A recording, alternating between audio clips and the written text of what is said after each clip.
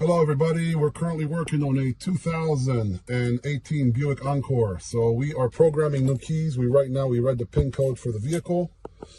We're going to go to the immobilizer portion, keyless system. We're going to do all smart keys lost. What happened is the customer washed their key. So this is the original key, it's bad. So right now it's telling us to put the new fob into the cup holder.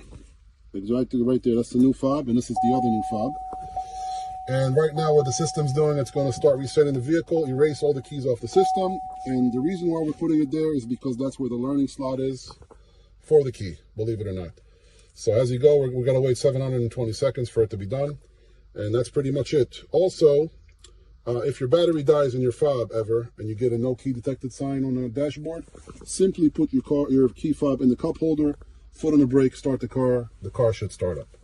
Thanks for watching, guys. Buick Encore.